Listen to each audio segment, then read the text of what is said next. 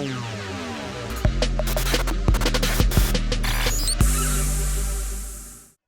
there, Amplifiers. Kenny Harper here, and today I'm talking with a rock star professional that when it comes to being a media personality, a great actor, entertainer, gamer, overall awesome, Reem'o Meerak Tyson is making a name for himself.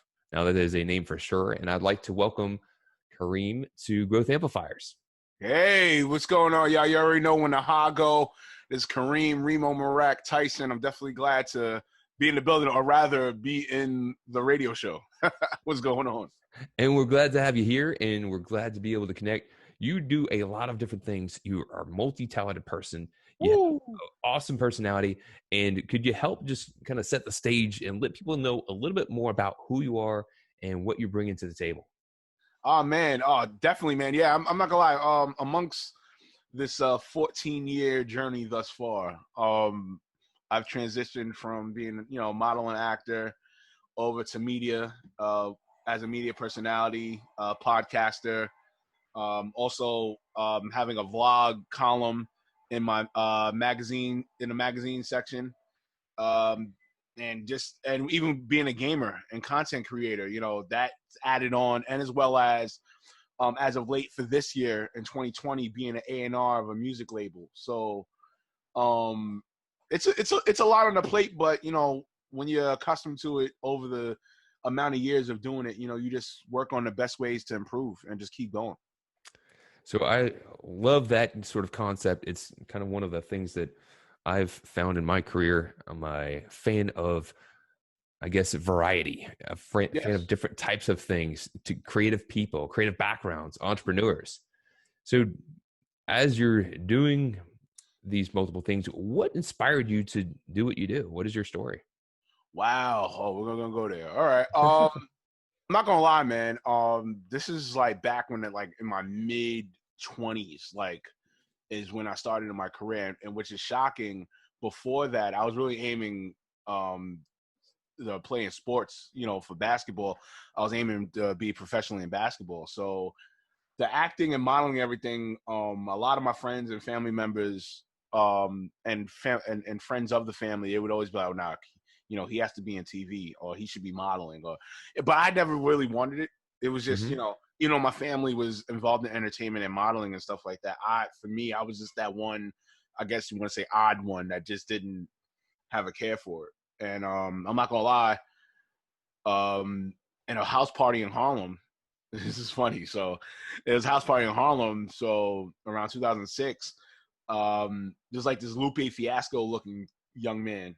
It wasn't Lupe, but he looked like Lupe Fiasco. Right. So we're in the kitchen of the house party, and just chopping up, kicking it. He's like saying what he does. I'm like, yeah, I'm a retail worker, merchandiser at a high fashion women's store and all this other stuff.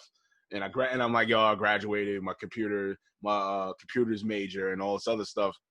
So he was telling me about this agency, and the agency's called Central Casting. So. But we're chopping up, talking about, he's telling me about stuff he was placed in, shows and movies he's placed in and all that. And I started gaining interest in it. I was like, all right, what did you have to do? He told me what he had to do. It's a real simple process, go downtown in Midtown, pay a fee. It wasn't even, and the fee wasn't even crazy.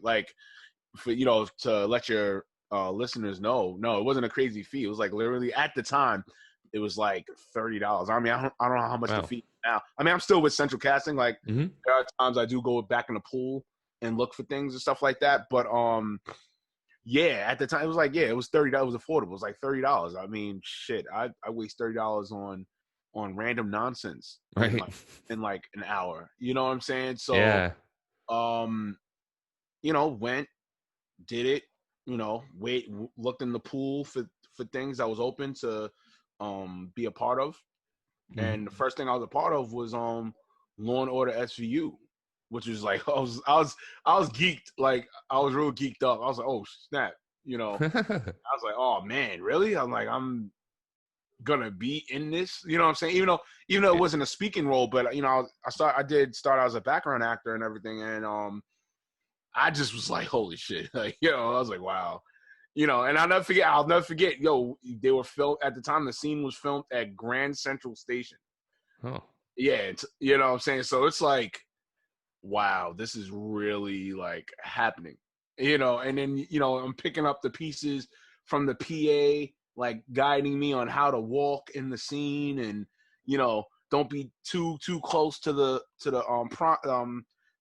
main actors and stuff like that. But, act like, and I was really picking up and learning up a lot of things. And, and I started getting highly intrigued by it, because I'm looking like each project I did, like, Law and Order, Nurse Jackie, Elementary, Friends with Benefits. I was in the Friends with Benefits movie, and other projects thereof. I just kept picking on more and more things. You know what I'm saying? Unfortunately, I did hit like a rough patch in between my acting and modeling career, and it did lead to a real deep depression. I mean, we could talk about that later on in this, but I'm just doing this introduction real quick.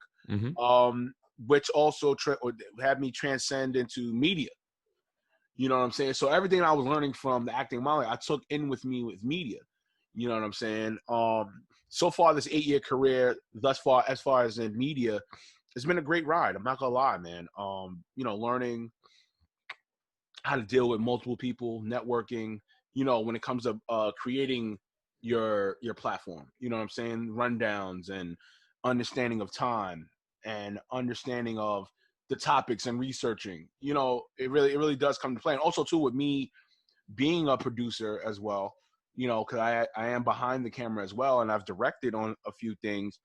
As I said, I took everything that I was embraced with the acting, career, you know what I'm saying? Like the sets I was on, the production sets I was on, looking and everything about lighting and angles and everything, so it's definitely been a thrill ride thus far, you know what I'm saying? Even though it is 14 years, but still, it's still nonetheless, refreshing to still learn and still take on things and everything.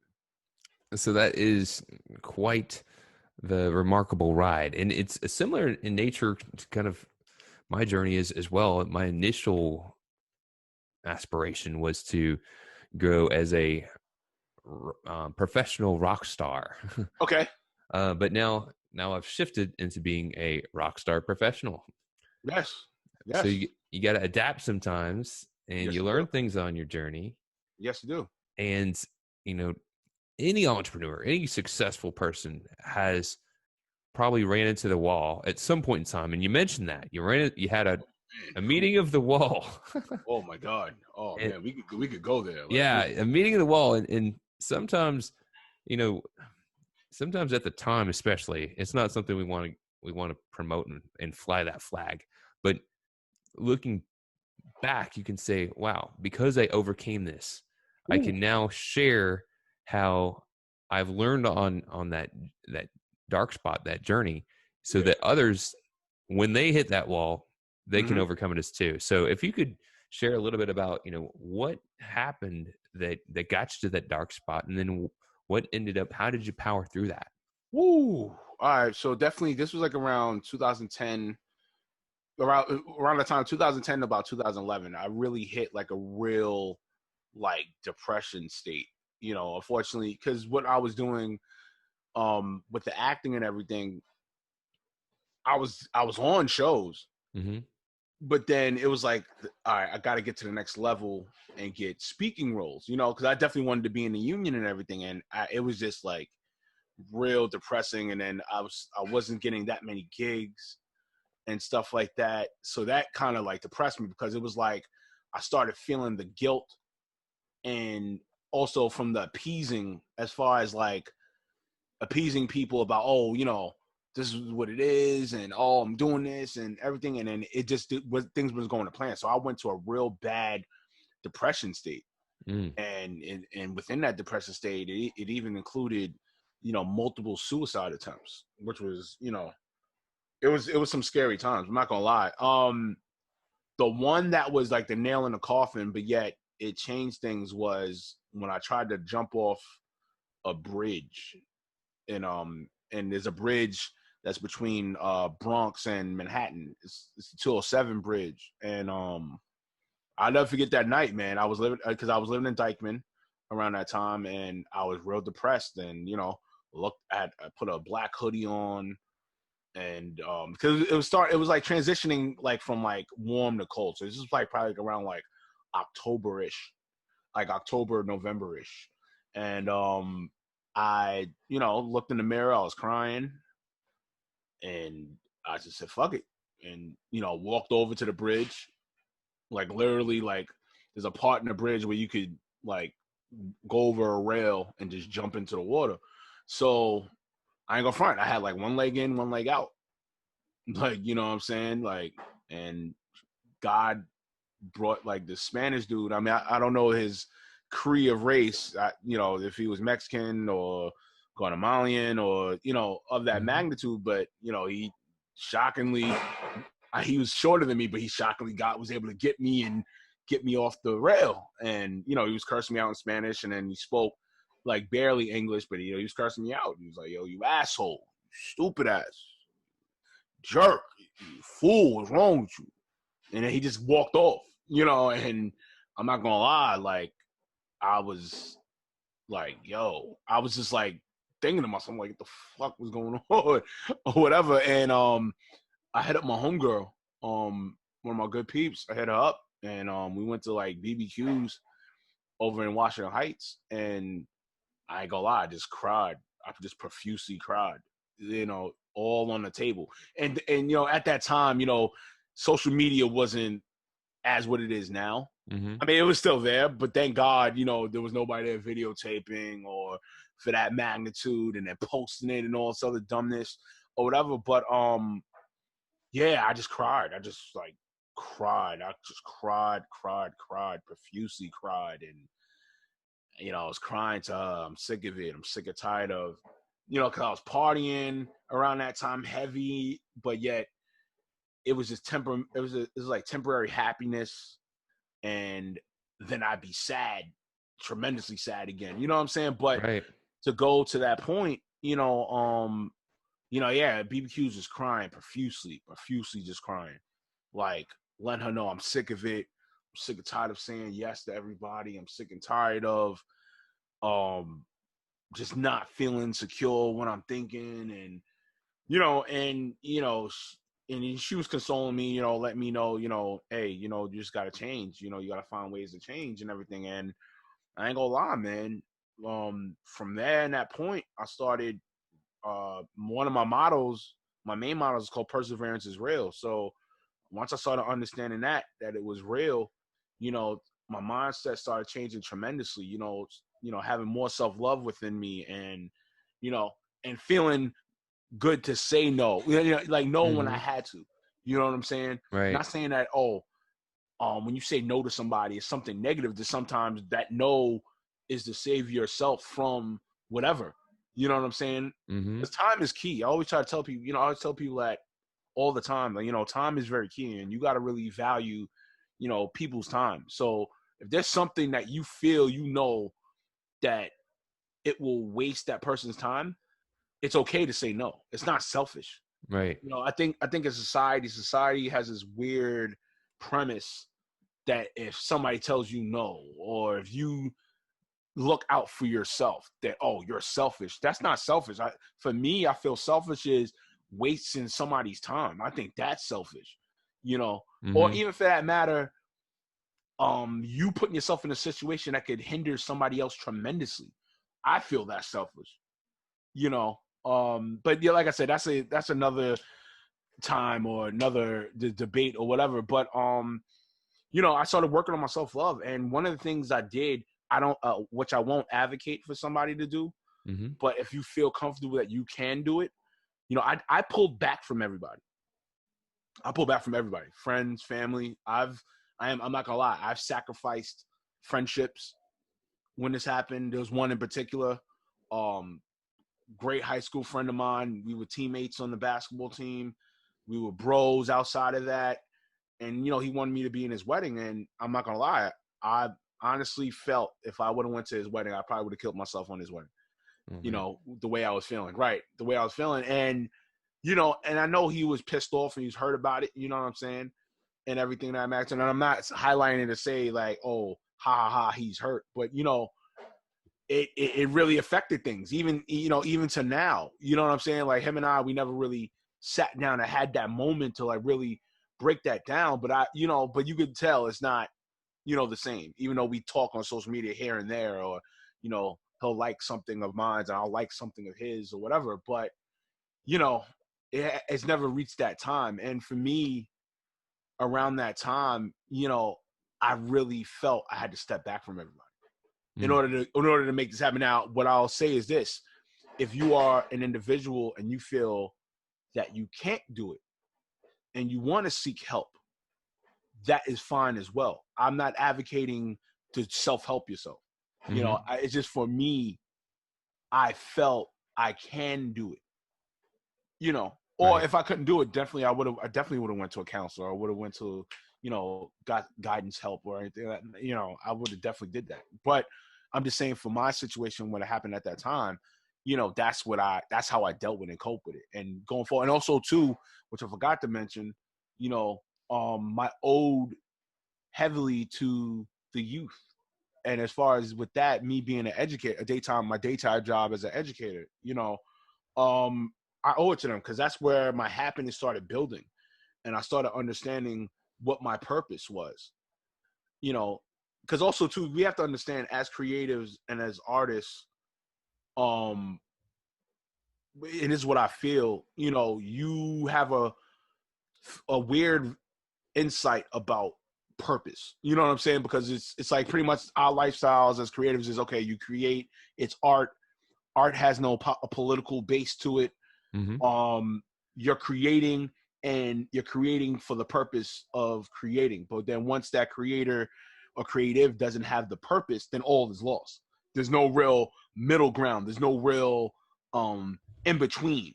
You get what I'm saying? Mm-hmm. So for me, during that time when I was in a depression state, I had no real purpose, because everything else I was doing was like retail jobs I hated. There was corporate jobs I hated. You know what I'm saying? And even Right. though I came to the love of creating love with acting and modeling, but I was still not happy. You know, so once I started working in education, and my happiness, or not even happiness, I started becoming happier.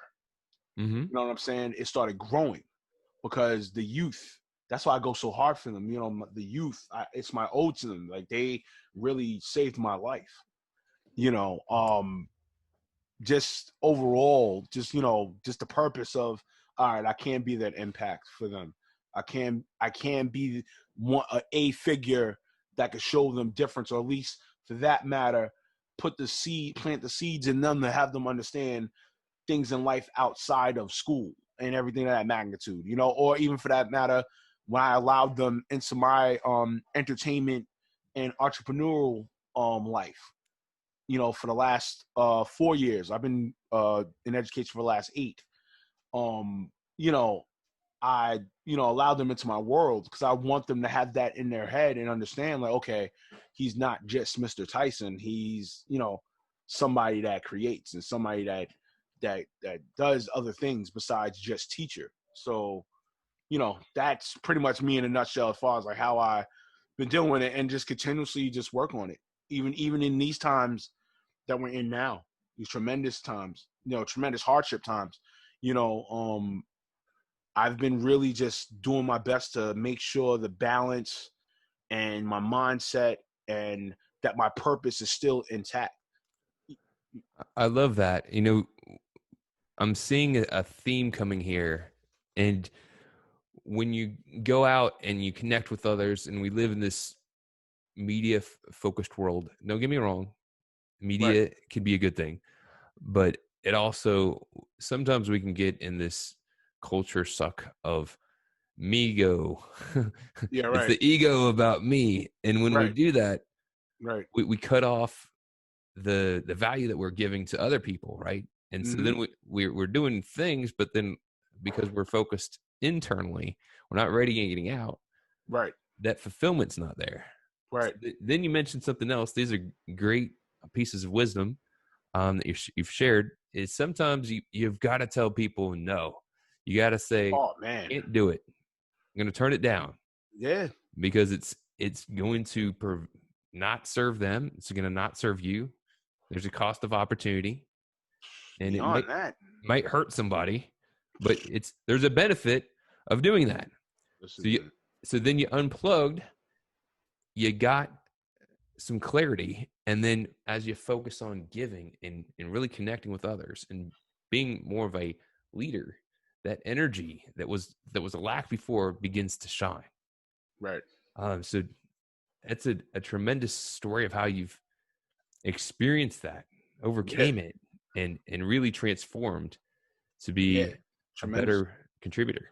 Yeah. No, tremendously, World. man. I mean, and there's still room for me, period. Mm-hmm. And for me, I'm fine with that. Mm-hmm. And like I said, I know society says, oh my God, you sacrifice friendship over yourself. Yeah. If it's that, okay, my life is on the line, right? Right. Mm-hmm. Yeah. I hate to say it like that, but yeah, and listen, and to those that are listening, I'm not saying I don't value friendship. Right. What I'm saying is I'm valuing myself to a high degree of, okay, I don't want to ruin the friendship, Right. period.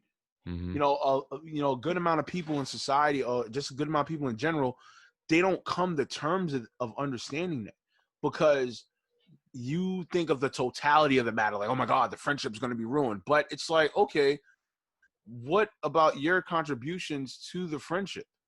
You know what I'm saying? Like, if you're going to continue adding negative, or for that matter, how can I put it, a weight that isn't deserving, Right. then why continue on with that friendship? That just doesn't make no sense to me. And it's not to say for me that I feel I'm hot, I'm holier art thou, Right. and those should be entitled of my friendship. And like, no, it's not of that matter. But in the same token, if I understand and see I'm a weight to that friendship, then I'm gonna cut myself out of the equation. You Right. know what I'm saying? And Mm-hmm. and it's not to say, and I know it's gonna be seen or deemed as like, oh, it's selfish, and you're just thinking to yourself. No, it's not really. No, like I said before, as I broke it down, I see selfish as, okay, me continuously doing something that is not warranting, or thereof it's not helping a situation. That's selfish to me. Right. That's selfish to me. So, well, speaking of self-love, what's a project or what's something that you're currently working on that you'd like to share? And then how can people find out more about you and what you do? Okay, no, definitely. So right now, I have I have two podcasts, but my original podcast is called the Reem'o Meerak. So I have co-hosts Chloe and Kiyoshi. Well, he used to be called Midwest Yosh. Now he's BK Yosh because he moved to Brooklyn. He moved to Williamsburg. But that podcast, we talk about a lot of things. You know, each of their personalities is different. I'm more like the fire starter, antagonist, Uh-huh. raw, let the Ruger spray, and just like, and wild antics. But the other two, Yosh is like in between. He's middle pack. Chloe is kind of like me, but she's more like technical and business and Mm-hmm. stuff like that. But then my other podcast I just started is called Of My Motto, Perseverance is Real. So that's more like a self-improving um, type of podcast where I break it down. Each episode is a chapter. So I'm breaking down the chapters from where I started with Perseverance is Real. And I speak about scenarios that I went through. So far, I have 3 chapters in. The podcast started in June. You can find it on Spotify if you put Okay. in Perseverance is Real. Also, I have a Instagram Mm-hmm. as well. It's called Perseverance is Real _podcast. If you want to go to the other podcast, Reem'o Meerak, the Reem'o Meerak, it's at the Reem'o Meerak on Instagram. But all my other future content, you can definitely find it on my website, which is reemomeerak.com, all in one word. If you want to hit me up personally, it's cool. You can do it there. Or if you want to hit me up on Instagram, it's cool as long as it's positive. It's not nothing negative. You can hit me at Reem'o Meerak, all in one word. Reemo Meerak, Meerak. Like I said, man, I'm at the end of the day, man. I mean, year 14, this is dope. You know, for me to just reach that point is cool. And beyond those years after, it's just like I said, just being a inspiring, creative, and an impactful figure at the end of the day. Awesome. So as we're kind of wrapping things up, one Yes. of the things we ask is, and you've given some great wisdom thus far. Thank you very much. Yes, indeed. What is a lesson that you've learned or a piece of advice that you would like to offer others on their journey? I'm gonna say this.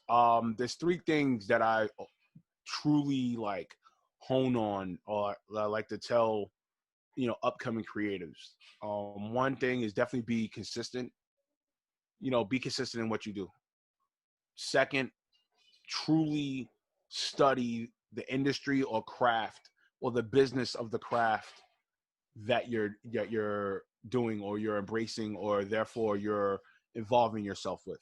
The fame, the numbers, the likes, the follows, everything of that magnitude is going to be there. But the understanding of the business, that is key. You have to do that. You have to do that. You don't do that, you're going to be in a whirlwind, and I hate to curse here, whirlwind of fuck shit that you're not going to like. Straight up and down, real talk. Third, don't be put in that damn box. That's the one thing in my career, there's tremendous people try to put me in this damn box, and I just never allowed them to put me in that damn box. Don't allow yourself to be put in a box. If you feel you could do things consistently at a high clip of multiple things, just make sure you're able to do it, and then make sure it gets put into a niche. You know what I'm saying? That's pretty much my advice right there. And and the cliche one, be yourself. Be yourself. I mean, there's too many people in this world, on social media being something that they're not, and they're losing out on being themselves. There's nothing wrong with being yourself. You get a better clarity, you get a better, mindset of being yourself versus it's a personation. I mean, yeah, when you're networking, yeah, you as they say, your first impression is your business card and all this other stuff. That's great. I mean, that's cool. But, right now you're in a society, or you're in times where, being yourself, is key. You know what I'm saying? You connect with your supporter or viewer or listener better when you have a great feeling of, okay, he's being himself. He's being who I'm, accustomed to, or who I'm able to gravitate to, So that's my word of wisdom and my advice to upcoming creatives and youth creatives. So Reem'o Meerak, Tyson. There we go. Awesome. Glad to have you on the show. Glad Yes. to have you contribute. Thanks for sharing and being vulnerable, sharing a little bit of the challenges that you had, overcoming them. It's awesome to hear the creative things that you're doing. Giving back to the youth. Glad to have you on. Thank you so much. Yes, thank you very much, Kenny. You already know when the ha go. Ha! Early! Thank you, my friend. All right, no problem, man. You take care. You too. All right, now. All right, peace. To show your support, take a moment to amplify this message by sharing it online. To connect with me or gain more business growth insights, visit www.growthamplifiers.com. Thank you for your support.